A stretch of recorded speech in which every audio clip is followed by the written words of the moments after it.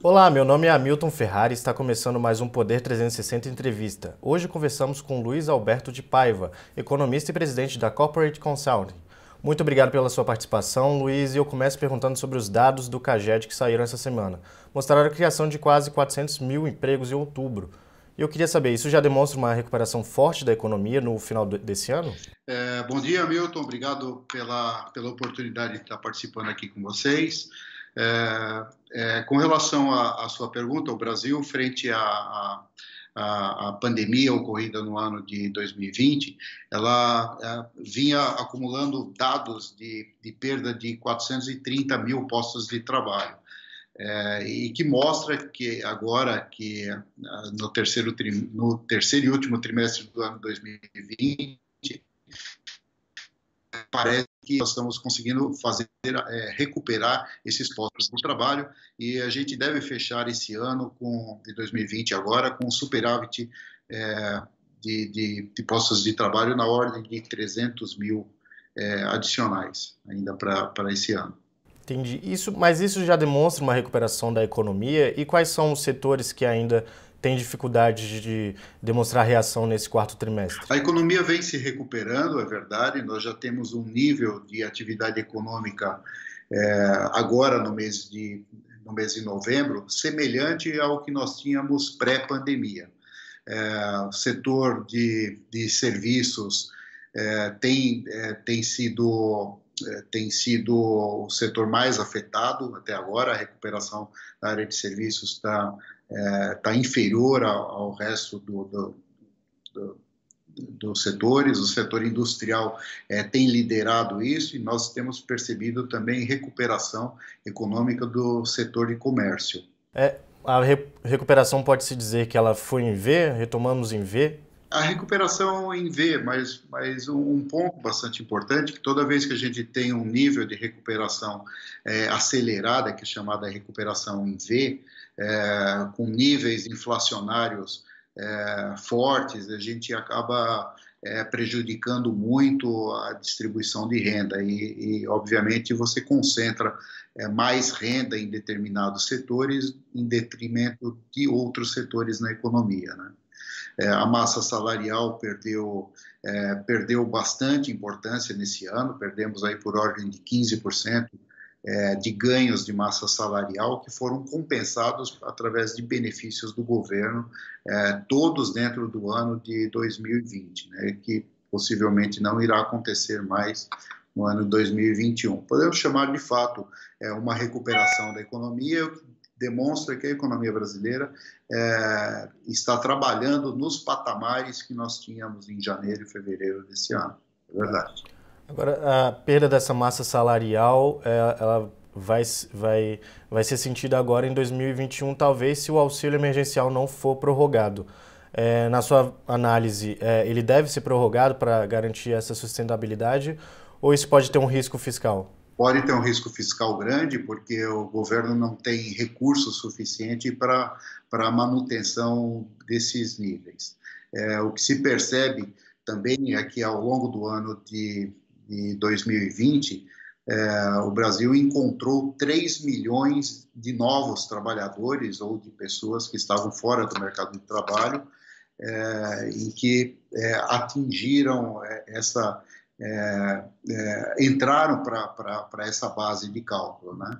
E se o governo for estender um auxílio na ordem de R$ 300 por pessoa ao longo do ano de 2021, nós teríamos um efeito aí de 18 bilhões nas contas públicas, né? E não existe previsão orçamentária para esse tipo de continuidade nesse momento. E não havendo, obviamente, acelera muito mais a possibilidade de um quadro recessivo no ano de 2021. Então, pode ser que se o governo estender, pode ter um efeito reverso na economia, que é ter um efeito contracionista, ao invés de você estimular, na verdade, podemos ter uma recessão. Na verdade, o Brasil perdeu no ano de 2020 15% da massa salarial, né? Então, isso representa retração no consumo na ordem de 15 milhões. No entanto, o auxílio emergencial incrementou esse volume em 15%. Então, o auxílio emergencial neutralizou a redução de massa salarial e a redução dos níveis de emprego e criou, sensivelmente, um pequeno superávit no ano 2020.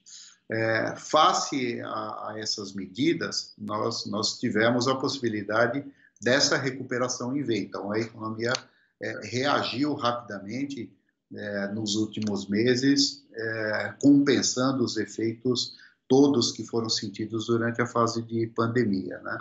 Mas o fato é o seguinte, não vemos possibilidade do governo continuar mantendo regressão de massa salarial e de desemprego ao longo do ano de 2021 através de auxílios emergenciais. Não existe nem dotação orçamentária para isso, né? Agora, com o fim do auxílio emergencial, como é que deve ficar a situação das famílias? A gente vê que o emprego está aumentando pelos dados do CAGED. Hoje, o IBGE já demonstrou uma taxa recorde de desemprego, sem falar no desalento da economia. Como é que deve ficar a situação das famílias? Elas devem se realocar no mercado de trabalho logo no começo de 2021? Isso vai ser um processo muito lento? Não, isso funciona assim.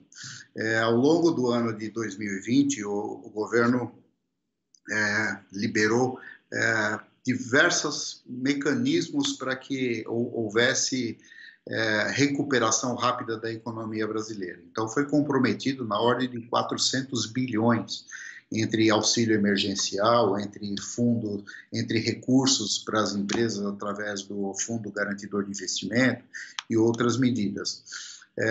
As medidas que tinham por objetivo a contenção do nível de desemprego, elas permitiam reduções salariais e outras alternativas, mas desde que as empresas não realizassem as demissões durante essa fase desses auxílios, né? O que acontece é que nós estamos chegando no fim de 2020 e isso tudo acaba, não existe mais auxílio, não existe mais obrigatoriedade das empresas na manutenção dos empregos e a economia ela segue uma nova vida, né? Então você imagine que durante essa fase as empresas soltaram seus funcionários para que eles trabalhassem home office, as coisas foram sendo ajustadas e as empresas entendem também que nessa nova realidade elas conseguem trabalhar com níveis com menos recursos, que é o que está sendo exigido tanto para as pessoas quanto para as empresas, que todo mundo consiga fazer o seu máximo com menos necessidade de recursos, né? Recursos financeiros e recursos humanos. Fatalmente, o que a gente tem visto por parte das empresas, agora nós temos um movimento de Black Friday e logo na sequência nós temos um movimento consumista de Natal também, mas após esse período, quando nós entrarmos em janeiro, início de fevereiro, onde a receita das empresas fatalmente cai bastante, e esse ajuste acaba sendo mais agressivo, e o mercado não vai conseguir segurar esses movimentos. Então, nós devemos ter dois momentos importantes acontecendo simultaneamente. Um deles é agravamento do default por parte das empresas. Vai fazer com que as empresas efetivamente se declarem inadimplentes, não conseguindo pagar os seus compromissos. Isso pode virar rolagem de dívida, isso pode virar aumento do nível de empresas pedindo falência, ou podem também convergir para empresas entrando pedindo auxílio à Lei 11.101 de recuperação judicial. Então, são três momentos dentro da empresa agravados por impossibilidade de adimplemento de seus compromissos. Com isso, e essa necessidade de ajustes, vai ficar muito difícil com que as companhias brasileiras mantenham o mesmo nível de funcionários. Então, esse quadro deve ser aumentado sensivelmente.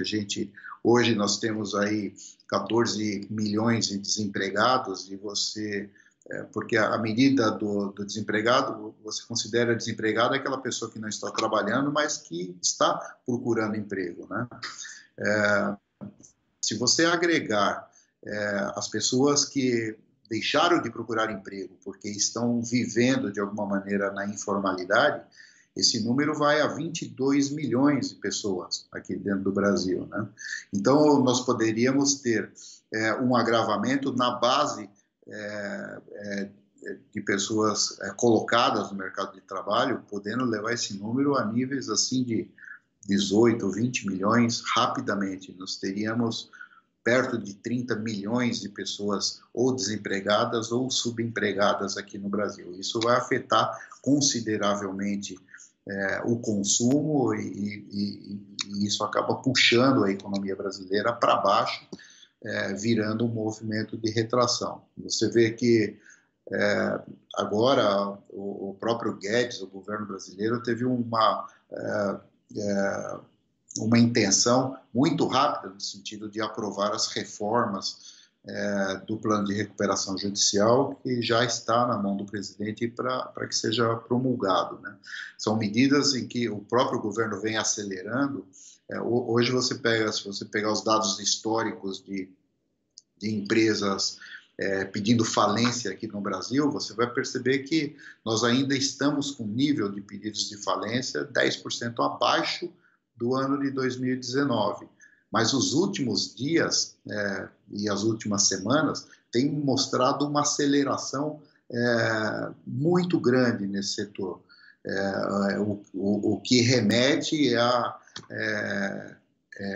trabalhos no sentido de tentar, de qualquer maneira, reter, segurar empregos e manter o nível de consumo e de renda da economia brasileira. E o pico desses pedidos de falência deve acontecer quando? No primeiro trimestre do ano que vem, quando as empresas vão sentir mais os efeitos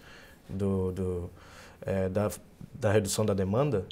O pior quadro é sempre aquela empresa que se declara impossibilitada de pagar suas dívidas e pede sua autofalência, ou os credores pedem efetivamente sua falência. O mercado acomodou um pouco, né? Então os bancos estão mais tolerantes no sentido de entender a situação e compor as posições de uma maneira mais agradável do que acontecia recentemente. Os próprios fornecedores são mais tolerantes hoje, então você não paga alguém que está te pedindo falência, não. Esse movimento está mais lento hoje, em função das sucessivas crises que nós tivemos aqui no Brasil, né? Mas esse é sempre o pior quadro, na medida... Então, para que você evite uma falência, você tem hoje o dispositivo que a empresa passe a pedir a recuperação judicial, que em determinados momentos é um movimento caro e é um movimento que, em alguns pontos, ele engessa muito, né? Por exemplo, a recuperação judicial não resolve o problema fiscal das empresas, né? E muito recentemente, através de uma medida assinada pelo ministro Fux, ele por força de decreto, ele tem exigido que as empresas, para que homologuem os seus planos de recuperação, elas estejam em regularidade fiscal, né? Que é um contrassenso. Você imagina um país em crise, com uma das maiores cargas fiscais no mundo, você obrigar que a empresa que está numa dificuldade ou pede uma recuperação judicial, ela tenha que, em 6 meses, recuperar as empresas, acertar todos os seus passivos, não digo pagar, mas pelo menos ajustar o formato de pagamento com todos os seus credores, trabalhistas, bancos, fornecedores, e o governo, né? E o governo que, agora, nessa mudança, na reforma da Lei 11.000, o governo está sendo mais tolerante com isso, né? Então, ele está permitindo o aproveitamento de prejuízos fiscais de anos anteriores de uma maneira mais imediata para parcelamento, está estendendo os prazos de parcelamento, e isso corrobora bastante nesse momento, né, em que há necessidade de ajustes, que o governo demonstre, de alguma maneira, alguma tolerância no sentido de segurar as contas dele, porque ele também só vai receber esses tributos atrasados se ele criar uma situação favorável de pagamento, que é o contrário de que quebrar a empresa, né? Não paga imposto, o governo quebra a empresa, acaba, não existe mais arrecadação e a economia não se recupera. Sim, Né? então a lei de falências ela foi um grande avanço na sua avaliação para que ajude as empresas a Eu não sobreviver. diria um grande avanço, eu diria um pequeno avanço. Ela vem muito longe daquilo que seria ideal para que as empresas se recuperassem, que se recuperem, mas ela deu avanços importantes, principalmente na questão O que fiscal. seria o ideal para que as empresas conseguissem sobreviver Olha, nessa época? eu imagino o ideal nem existe, né? Porque você imagina o seguinte: se você cria condições, vamos falar uma coisa que seria possível para todo mundo. Olha, você tem impostos atrasados, então vamos fazer o seguinte: você vai pagar um percentual do seu faturamento para ir pagando os impostos. Se o seu faturamento cai, seu recolhimento cai. Se o faturamento aumenta, seu recolhimento aumenta, né? Isso faria com que a grande maioria das empresas aqui do Brasil aderissem a esses programas e retomassem os seus pagamentos, né? Agora, se isso é uma medida que só vale para empresas em recuperação judicial, precisa tomar muito cuidado, porque no day after de uma aprovação de uma medida dessa, o Brasil inteiro pede recuperação judicial e o judiciário não está preparado para esse tipo de trabalho. O judiciário já está estrangulado com o atual nível de falências e de recuperações judiciais, né? Mas são medidas importantes, eu acho que depois desses ajustes, aumentar um pouco o prazo, reduzir, eu acho que são questões mais fáceis de serem adotadas do que a forma engessada como nós temos E hoje. aí entramos também na discussão sobre as reformas e principalmente a reforma tributária que foi enviada em partes pelo governo, o Congresso já tem 2 reformas sendo discutidas. Na sua avaliação, a gente consegue aprovar algum texto sobre mudança no sistema tributário ainda em 2021? Vai demorar muito mais tempo que isso? O que tem parecido é que a reforma administrativa e a reforma fiscal tem tido uma intenção por parte do governo de deixar isso para o ano de 2021, né? Porque por mais que a situação brasileira seja ruim, o Brasil ainda consegue passar o ano de 2021 com bastante aperto e sufoco, mas ele se aguenta ainda para o ano de 2021. Já no ano de 2022, é impossível você fazer qualquer coisa no Brasil sem que essas reformas fiscais e administrativas sejam feitas.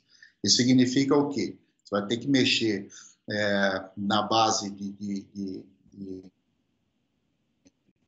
das aposentadorias, você vai ter que diminuir o tamanho da massa empregada dentro do governo, né, do funcionalismo público, e isso é inevitável, né?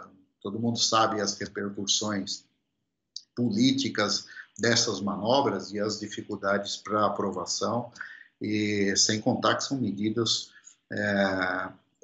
totalmente impopulares, né, sob o ponto de vista da atual situação política pelo que se passa no país. Mas é inevitável, o governo vai ter que colocar o dedo nessa ferida e vai ter que resolver essa questão de reforma fiscal sem aumento de impostos, né? É uma reforma de ajuste para baixo, e a reforma administrativa, que passa necessariamente por medidas extremamente impopulares. Do contrário, não fecha o orçamento. E essa proposta do governo de desonerar a folha de pagamento das empresas, você vê com bons olhos, mesmo com a criação de um imposto digital, que seria a CPMF? A questão da desoneração, obviamente, ela é muito defendida por aqueles setores que empregam muita gente, né? Setor de facility, segurança, setores que empregam demais. O que nós não temos é ferramentas que nos permitam controlar que se a desoneração é aplicada para uma empresa, que aquela empresa não vai segurar os lucros e evitar da mesma maneira o desemprego. Então teriam que ser medidas de toma lá da cá, né? Adere isso, mas a empresa precisa passar por determinadas, deveria estar passando por determinadas regras para evitar desemprego, para não só evitar desemprego, né? Porque ela manda 10 pessoas que ganham bem embora e contrata 10 que ganham mal. Então, ela não está reduzindo o nível de emprego, mas ela está reduzindo a massa salarial, que é igualmente prejudicial, né? Você falou um pouco sobre os gastos públicos, disse que é inevitável dar continuidade à agenda de reformas no ano que vem. No ano que vem, você disse que o Brasil consegue passar, então, na sua visão, a gente consegue respeitar o teto dos gastos em 2020? Sim. Isso como é que poderia ser feito, já que a gente tem essa possibilidade de estender do auxílio emergencial? Se estender o auxílio, a gente não consegue respeitar o teto. Se estender o auxílio, já a extensão do auxílio para o orçamento de 2021 não cabe, não tem condições. Ele daria um impacto, a extensão do auxílio, nos níveis que estão hoje, né? Você dando R$300 para cada pessoa mensais, já daria um impacto de 68 bilhões na economia. Você já não tem como fazer esse ajuste, né? O que você poderia tentar fazer uma inclusão desses R$300, não com base no auxílio emergencial, mas com base nos auxílios anteriores que se tinha em cima disso, né? E que a oneração é menor, você estaria derrubando isso para algo em torno de 20 bilhões na economia. Mesmo assim, não fecha. É difícil você fechar essa equação quando você tem um orçamento do governo, que tem 87% do orçamento do governo está comprometido com despesas primárias, entendeu? Ou o governo se endivida mais e parte para um nível de endividamento maior e alavancagem, ou ele reduz o seu contingente imediatamente. Para reduzir, precisa passar pelo Congresso Nacional. Hoje você vê o Congresso, os deputados, senadores, que tem uma postura reformista. Você acha que o governo consegue aprovar essas medidas? Eu acho muito difícil hoje, porque hoje nós temos um grande impasse aqui no Brasil, que nós temos um governo populista, né? Assim, eu digo que ao contrário do que apregou, eu não vejo o governo atual como um governo autoritário. Eu vejo esse governo como um dos governos mais populistas que o Brasil já teve até hoje, né? Talvez seja o governo que mais escute o povo e busque soluções. Às vezes até algumas delas chegam nem a fazer sentido, mas sempre com anseio de manter um nível de popularidade alto, né? E você tem um Senado e um Congresso com um nível de pensamento totalmente diferenciado, né? Quer dizer, você tem hoje um presidente sem partido e você tem Senado e Congresso totalmente partidários de algum momento, tentando fazer força para que o governo se desestabilize, né?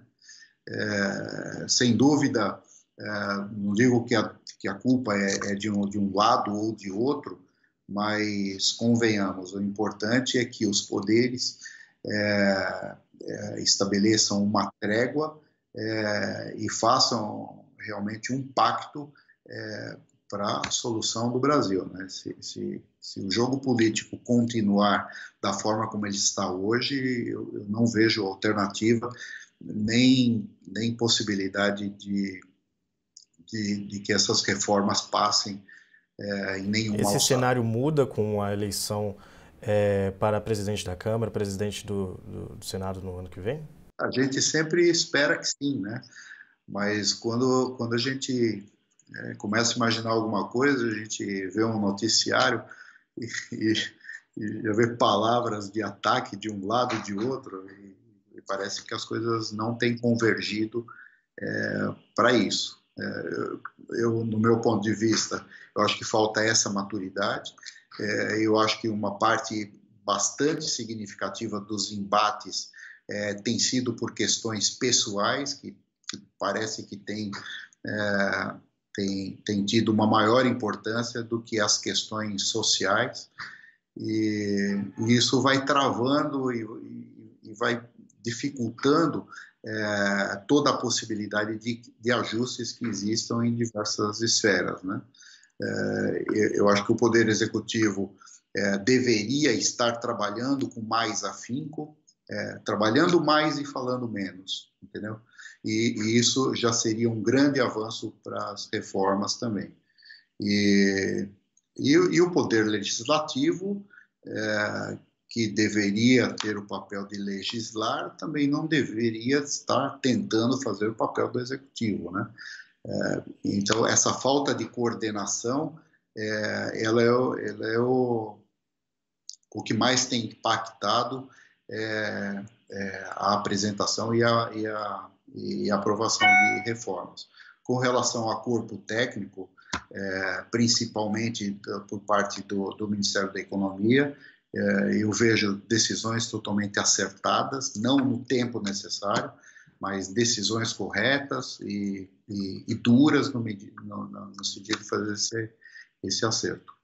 Torcemos, o ano de 2020 foi muito difícil por conta de tudo que todos nós passamos, mas se nós entrarmos de pé direito, desde que não haja aí uma segunda, uma terceira onda de Covid, desde que as vacinas realmente cheguem e a gente consiga trazer todo essa operação a nível de normalidade, já provamos que nós passamos por quase um ano de pandemia e rapidamente, em 30 dias, 90 dias, a gente consegue buscar todo aquele tempo perdido e recuperar. A economia brasileira ela é muito forte e se nós conseguirmos essas reformas necessárias, eu não tenho dúvida que a economia por si só se ajusta e ela tem capacidade suficiente para resolver os principais problemas do país, né? Hoje, que são segurança, Entendi. Agora falando um pouco sobre política monetária, os juros estão no menor patamar da história, só que houve uma certa pressão inflacionária nos últimos meses, principalmente puxada por alimentos. E eu queria saber sua avaliação. O Banco Central pode elevar os juros nos próximos meses ou essa pressão como diz o Banco Central, é um choque temporário? Olha, o Brasil vem trabalhando assiduamente no sentido de reduzir as taxas de Selic, né? Quando você chega a uma Selic de 2% ao ano, que não precisava estar tão baixa, né? O que o governo quer com uma atitude dessa? Ele quer que as pessoas evitem a poupança privada e joguem o dinheiro na economia, né? E isso acontece na medida que a pessoa percebe, poxa, eu tenho um dinheiro aplicado aqui e ali ou na poupança, não me rende nada, então eu vou fazer o seguinte, eu vou me dar o luxo, eu vou trocar meu carro, eu vou comprar uma casa, vou trocar meu apartamento. Então, essas coisas têm permitido muito permite muito a aceleração da economia, principalmente porque um dos setores que mais recebem esse nível de investimento é o setor de construção civil, e o setor de construção civil é um dos setores que mais gera emprego, não só no Brasil, mas no mundo, né? Então, isso tem facilitado. Agora, não adianta você manter os níveis de taxas de juros extremamente baixas eternamente, porque, de alguma forma, isso inibe o capital de investimento estrangeiro no Brasil. O investidor estrangeiro não vai investir no Brasil se o Brasil não tem níveis de remuneração da poupança privada nos patamares que se espera, né? Então, o que a gente tem como perspectiva é que essa Selic de 2, ela deve ir para 3% em 2021 e 4% ao ano em 2022. Não vai ter muita diferença, nem nisso, nem nas taxas de dólar. A flutuação, não existe nada significativo hoje para que a gente tenha aceleração das taxas cambiais também, tá? Estou falando isso agora, em novembro, né? Porque você pega todos os prognósticos de um ano atrás dos grandes bancos de investimento, todo mundo errou, né? Ninguém conseguiu acertar absolutamente nada. Mas eu não sei se eu respondi a tua pergunta. Você estava perguntando da política monetária, né? Isso, da política monetária. E se há alguma pressão inflacionária também, que pode... O Brasil fecha a meta esse ano, um crescimento negativo de PIB de 4%, de uma inflação de 3,5%, ele fecha essas metas. Não vejo problema com relação a isso. Os aumentos de preço que nós tivemos logo depois da retomada, eles tiveram um motivo, né? Durante a pandemia, todo mundo teve que se ajustar. A empresa tinha 5 fábricas, falou, olha, eu vou fechar 2, vou trabalhar com 3, e todo mundo foi se ajustando.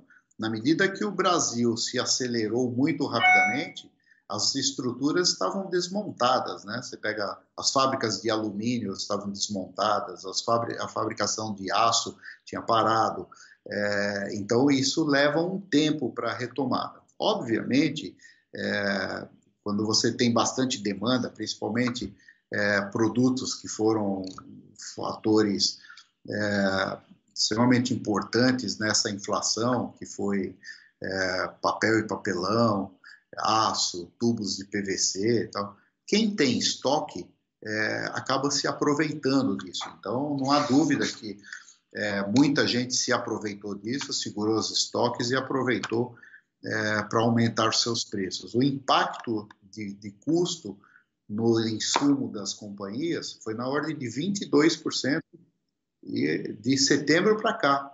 Olha como ele é significativo, né? Mas a economia está entrando em normalidade e esse efeito inflacionário ele é localizado. A inflação é uma alta contínua e generalizada de preços e serviços, né? O Brasil teve alta de preços e serviços, mas não contínua e não generalizada. Então, para falar que isso é uma inflação, só que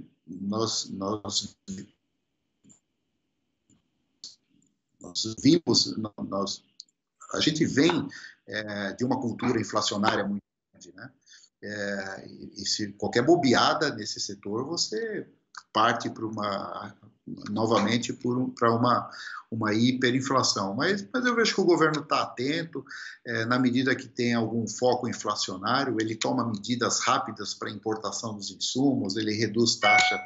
A gente via em movimentos anteriores que uma medida para correção de impostos para regular a economia levava 1 ano, 2, 3 anos para que fossem tomadas.